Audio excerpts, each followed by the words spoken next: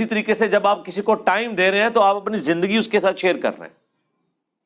یہی تو اللہ نے قرآن میں کہا ہے لن تنالوا البر حتی تنفقوا مما تحبون.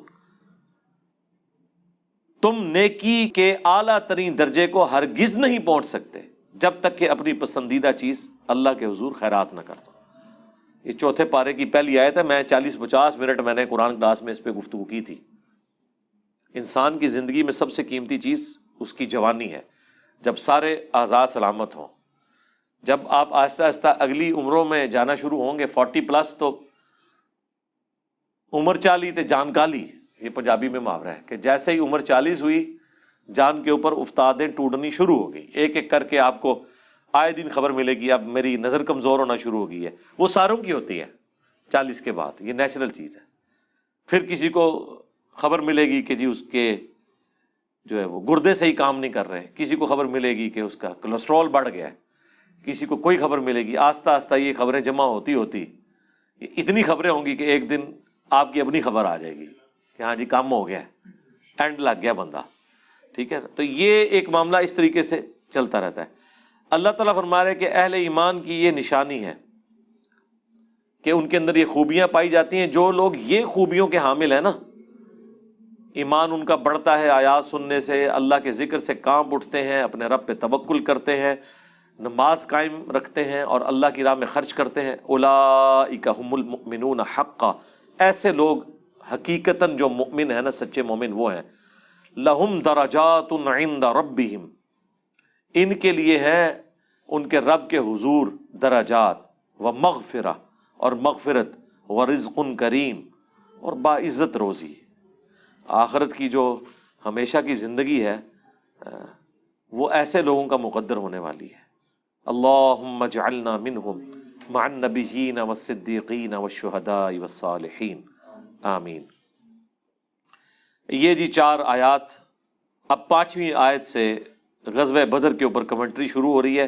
غزوہ بدر کے فوراً بعد چونکہ یہ سورہ الانفال 2 ہجری میں نازل ہوئی ہے تو اب غزوہ بدر کا پس منظر پہلے بیان ہوگا اور اس کے بعد جو اس سے ریلیٹڈ کچھ حالات و واقعات ہیں وہ اس میں ڈسکس ہوں گے. اس کے لیے پس منظر سمجھنا ضروری ہے تاکہ آپ کو چیزیں کچھ کلیئر ہو جائیں کہ غزوہ بدر جو ہے یہ ایک حادثاتی طور پر ایک غزوہ ہے جو اسٹیبلش ہوا ہے. کوئی مسلمانوں نے ارادتاً نہیں لڑا.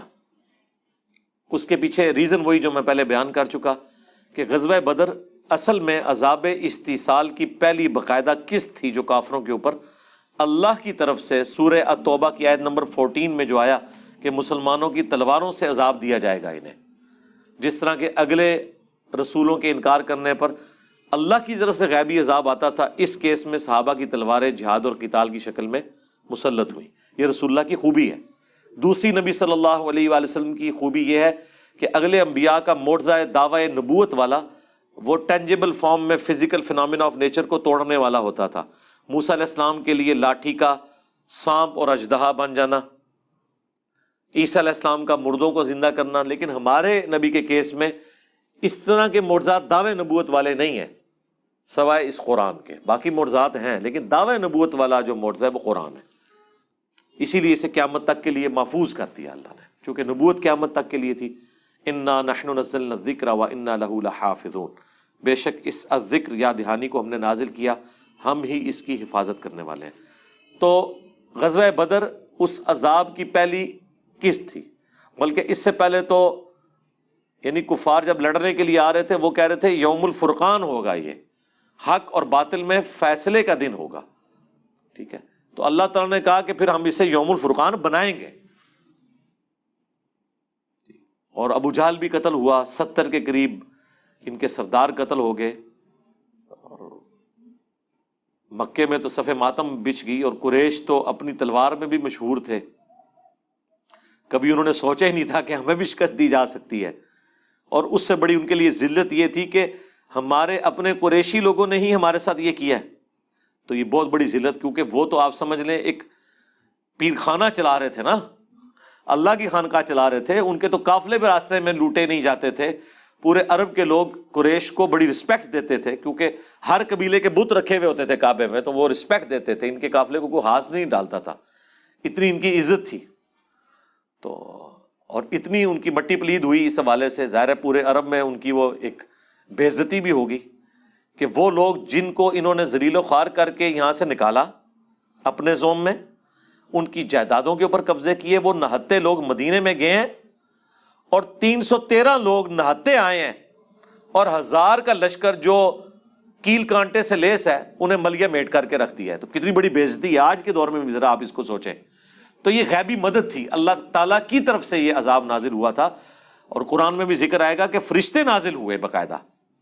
بخاری مسلم میں احادیث ہیں کہ فرشتے حضرت جبرائیل علیہ السلام خود نازل ہوئے اس جنگ کو لڑنے کے لیے، حتیٰ کہ بخاری میں حدیث ہے حضرت جبرائیل نے رسول اللہ سے پوچھا کہ آپ کے ساتھیوں میں سب سے افضل کون ہے؟ تو نبی علیہ السلام نے فرمایا کہ وہ میرے ساتھی جو بدر میں میرے ساتھ شریک ہوئے ہیں۔ تو انہوں نے کہا یا رسول اللہ، ہم فرشتوں میں بھی سب سے افضل فرشتے وہ ہیں جو بدر میں آپ کے ساتھ تھے۔ یعنی رسول اللہ کی نسبت کی وجہ سے فرشتوں کے بھی مراتب ہیں، نبی علیہ السلام کی نسبت کی وجہ سے۔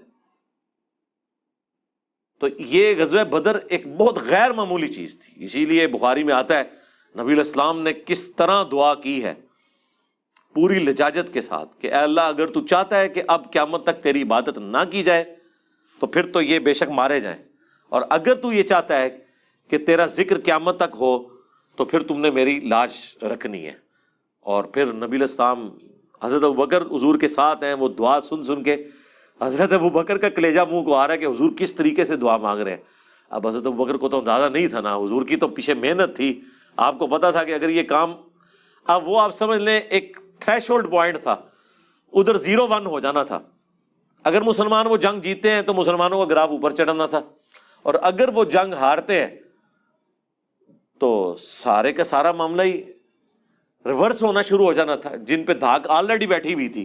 نبی علیہ السلام جب مدینہ شریف ہجرت کر کے گئے ہیں تو دھاک تو بیٹھ گئی تھی، اس سے بڑی کیا دھاک تھی کہ عبداللہ ابن ابی جو قریب تھا کہ وہ پورے مدینے کا سردار چنا جاتا، رسول اللہ کو چن لیا گیا۔ مواخات کروا دی نبی علیہ السلام نے، انصار اور مہاجر بھائی بھائی بنا دیے، میثاق مدینہ کروا دیا کہ اپنا اپنا مذہب اپنی جگہ، تم یہودی ہو یہودی رہو، لیکن مدینے پہ جب حملہ ہوگا تو پھر سارے مل کر مدینے کا ڈیفنس کریں گے۔ نبی علیہ السلام نے اپنا مرکز بھی مسجد نبوی کے طور پر قائم کر لیا، وہی آپ کی خانقاہ بھی تھی، وہی آپ کا دفتر بھی تھا، اس کے ساتھ ہی آپ کا گھر مبارک بھی تھا۔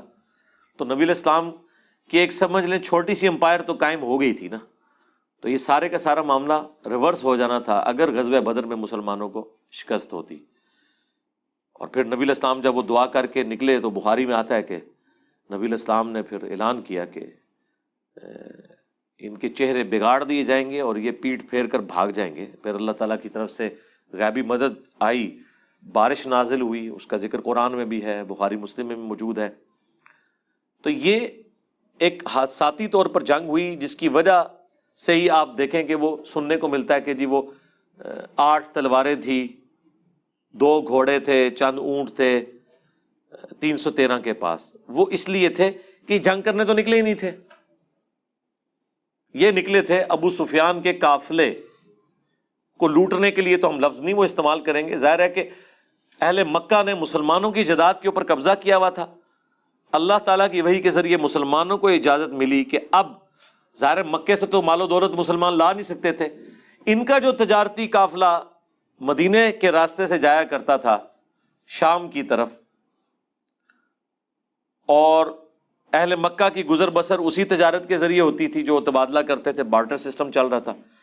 تو وہاں سے جب آئیں تو اس قافلے کو پکڑا جائے اور اس مال کو استعمال کیا جائے، اس لیے وہ نکلے تھے۔ جس کے ہاتھ لاٹھی لگی وہ لاٹھی لے کے نکلا۔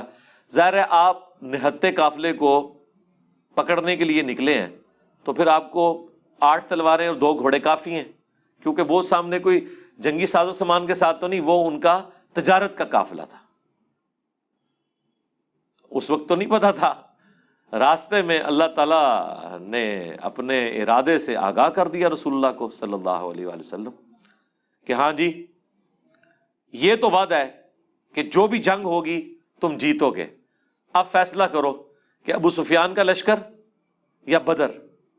تو ظاہر ہے عقل تو یہی متقاضی ہے کہ ابو سفیان کا لشکر ہی چاہیے، بدر تو مشکل تھی کیونکہ ابو سفیان کو یہ پتہ چل گیا کہ مسلمان یہ ہمارے قافلے پہ حملہ کریں گے، اس نے ایک تیز گھوڑ سوار بھگا دیا مکے کی طرف کہ تمہاری اگلے پورے سال کی اکانومی ڈیپینڈنٹ ہے کہ میں صحیح سلامت پہنچ جاؤں، ورنہ بھوکے مرو گے۔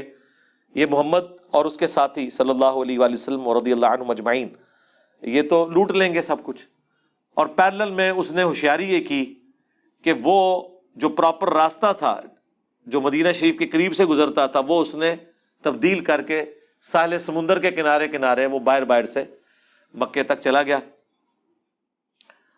اور ظاہر ہے اللہ تعالیٰ نے اپنے نبی کو وحی سے آگاہ کر دیا کہ بھائی میرا تو ارادہ یہ ہے کہ میں نہتوں کو لڑواؤں گا ان ساز و سامان والے کافروں کے ساتھ، پھر تمہاری فتح ہوگی اور لوگوں کو پتہ چل جائے کہ اللہ کی غیبی مدد تمہارے ساتھ ہے۔ یوم الفرقان اسے بناؤں گا، کیونکہ وہ تو ابو جہل کی دعا اس میں بھی آگے آ جائے گی کہ وہ کہتا تھا کہ اگر یہ نبی سچا ہے تو آسمان سے ہم پر پتھر نازل ہوں، ہم اس پہ ایمان نہیں لے کے آ رہے۔ تو اللہ تعالیٰ نے کہا کہ یہ جو اس طرح کی دعائیں کرتا ہے نا اور لوگوں کو دھوکہ دیتا ہے، یہ سب کا سب معاملہ تل پٹ ہو جائے گا جب غیبی مدد آئے گی اور رسول اللہ صلی اللہ علیہ وآلہ وسلم اور ان کے جانثار ساتھیوں کو جو فتح نصیب ہوگی، یہ فتح یہ اس چیز کو طے کرے گی کہ اللہ کی غیبی مدد ہے نبی صلی اللہ علیہ وآلہ وسلم کے ساتھ۔ تو اب مسلمان تو ظاہر ہے اس نہتے قافلے کے لیے نکلے تھے، راستے میں یہ آ گیا۔ اب نبی علیہ السلام نے پھر مشورہ کیا، صحیح مسلم میں آتا ہے، تو صحابہ کرام حضرت ابوبکر سے پوچھا، انہوں نے کہا ٹھیک ہے یا رسول اللہ، جو آپ کی مرضی۔ حضرت عمر نے کہا جو آپ کی مرضی، لیکن نبی علیہ السلام بار بار اس چیز کو ریپیٹ کر رہے ہیں۔ تو سعد ابن معاذ اوس کے سردار تھے، ان کا یا رسول اللہ مجھے لگ رہا ہے کہ آپ کا اشارہ ہماری طرف ہے، تو آپ اگر ہمیں یہ حکم دیں نا کہ ہم سمندر میں اپنے گھوڑے ڈال دیں، ہم آپ کے حکم کے اوپر لبیک کہیں گے، ٹھیک ہے؟ آپ ایک دفعہ آرڈر کریں، جو آپ کی مرضی ہم وہ کریں گے۔ کیونکہ حضور ظاہر ہے ایک مشکل چیز کے لیے ان کو تیار کر رہے تھے نا کہ نہتے لوگ 1000 کے لشکر کے ساتھ ٹکرائیں، جبکہ آپ کے پاس صرف 8 تلواریں ہیں، کیونکہ آپ غزوہ بدر تو لڑنے کے لیے نکلے ہی نہیں تھے۔ اللہ نے راستے میں کہا کہ نہیں بھئی میرا فیصلہ یہ ہے کہ میں حق کا حق ہونا اور باطل کا باطل ہونا ظاہر کروں، اور یہ ساری چیزیں آپ کو اگلی آیات میں نظر آ جائیں گی۔ میں اس لیے آپ کا پورا ذہن بنا رہا ہوں، آپ کو ہر آیت بیٹھی ہوئی نظر آئے گی، اور آپ دیکھیں گے اس زمانے میں بھی ان 313 کے اندر بھی سب کا ایمان ایک لیول کا نہیں تھا، کچھ اسی چکر میں تھے کہ یہ ٹل جائے جنگ، اور سمجھ رہے تھے کہ ان کو موت اپنی نظر آ رہی ہے۔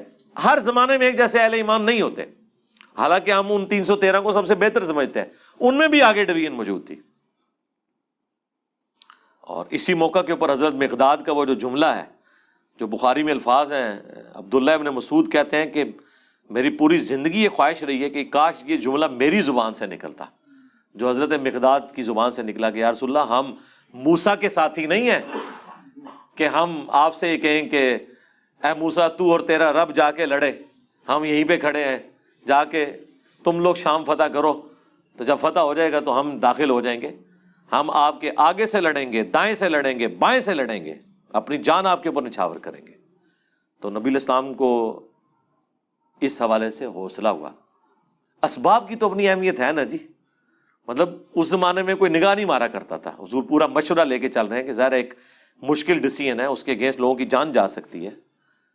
اللہ تعالیٰ نے یہ ایفرٹ کروانی تو انسانوں کے ذریعے ہے نا، یہ تو بعد میں سلسلہ شروع ہے نا کہ نگاہ مار کے اتنے 1000 کو یہ کر دیا تو اتنے لاکھ کو یہ کر دیا، ٹھیک ہے؟ ہاں بس کام وہ نہیں ہوا جو وہ کرنے والا تھا، کہ نگاہ مار کے یوٹیوب کے اوپر جو گستاخانہ ویڈیوز تھیں وہ کوئی بزرگ ڈیلیٹ نہیں کروا سکا، یہ ایک افسوس کی بات ہے۔